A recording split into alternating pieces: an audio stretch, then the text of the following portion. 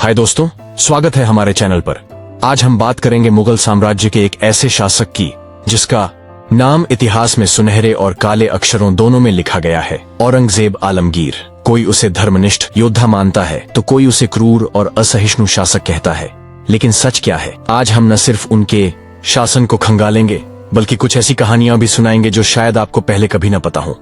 तो वीडियो को लाइक करें, सब्सक्राइब करें और चलते हैं इतिहास की इस मजेदार यात्रा पर। औरंगजेब का जन्म 3 नवंबर 1618 को गुजरात के दाहोद में हुआ था। उनके पिता शाहजहां और मां मुमताज महल थे। 4 भाइयों में औरंगजेब तीसरे नंबर पर थे। बचपन से ही वे गंभीर और धार्मिक स्वभाव के थे। जहां उनके भाई दारा शिकोह सूफी विचारधारा से प्रभावित थे, वहीं औरंगजेब ने इस्लाम की कट्टर व्याख्या को अपनाया। 1636 को दक्कन का सूबेदार बनाया गया, जहां उन्होंने अपनी सैन्य और प्रशासनिक क्षमता दिखाई। लेकिन उनकी महत्वाकांक्षा ने उन्हें अपने ही परिवार के खिलाफ खड़ा कर दिया। 1658 में औरंगजेब ने अपने पिता शाहजहां को आगरा के किले में कैद कर दिया और अपने भाई दारा शिकोह को हराकर मार डाला। यह एक क्रूर कदम था जिसने उनकी छवि को हमेशा के लिए प्रभावित किया। इतिहासकार जदुनाथ सरकार अपनी किताब औरंगजेब में लिखते हैं कि यह सत्ता की भूख थी जिसने औरंगजेब को ऐसा करने के लिए मजबूर किया। लेकिन क्या यह सिर्फ क्रूरता थी?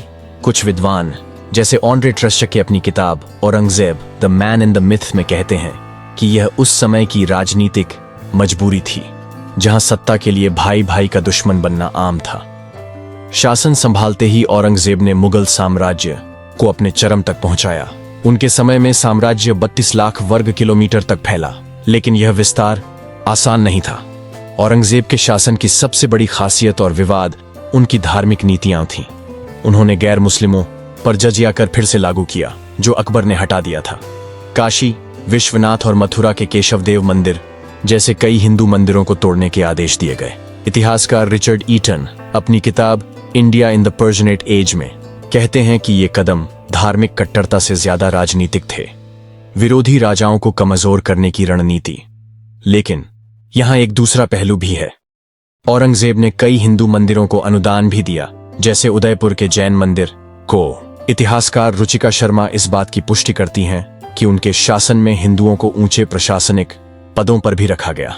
तो क्या औरंगजेब सच में असहिष्णु थे या यह एक जटिल रणनीति थी? उनके दक्कन अभियानों ने मराठों के खिलाफ लंबी जंग छेड़ी, जिसने साम्राज्य को आर्थिक रूप से कमजोर कर दिया। यहां उनकी दूरदर्शिता पर सवाल उठते हैं। अब एक ऐसी कहानी जो शायद आपको हैरान कर दे। औरंगजेब का एक प्रेम प्रसंग था जो कम लोग जानते हैं। युवावस्था में उन्हें हीराबाई नाम की एक नर्तकी से प्यार हो गया था। बीबीसी की एक रिपोर्ट के अनुसार यह प्यार इतना गहरा था कि औरंगजेब ने उनके लिए शराब तक पी ली, जो उनकी धार्मिक छवि के बिल्कुल उलट था। हीराबाई की मौत के बाद औरंगजेब ने कभी दूसरी शादी नहीं की, जो उनके निजी जीवन का एक अनोखा पहलू दिखाता है।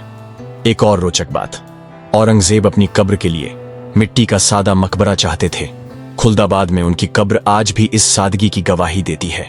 यह उस शासक से उलट है जो ताजमहल जैसे वैभव के बीच बड़ा हुआ। इतिहासकारों के बीच औरंगजेब को लेकर मतभेद हैं। जदुनाथ सरकार अपनी किताब औरंगजेब में उन्हें एक कट्टर और क्रूर शासक मानते हैं। वहीं Audrey Truschke Aurangzeb the man in the myth में कहती हैं कि उनकी छवि को बड़ा चढ़ाकर पेश किया गया। रिचर्ड ईटन का मानना है कि उनके कार्यों को धार्मिक से ज्यादा राजनीतिक संदर्भ में देखना चाहिए। पंडित जवाहरलाल नेहरू ने भी कहा था कि औरंगजेब की कट्टरता ने मुगल साम्राज्य के पतन की नींव रखी। तो दोस्तों, औरंगजेब एक ऐसे शासक थे जिनके जीवन में शक्ति, सादगी, क्रूरता और प्रेम सब कुछ था। उनका शासन मुगल इतिहास का चरम और पतन दोनों का गवाह बना। आप उनके बारे में क्या सोचते? अगर ये वीडियो पसंद आया तो लाइक, शेयर और सब्सक्राइब करना न भूलें। अगली बार फिर मिलते हैं एक नई कहानी के साथ। नमस्ते।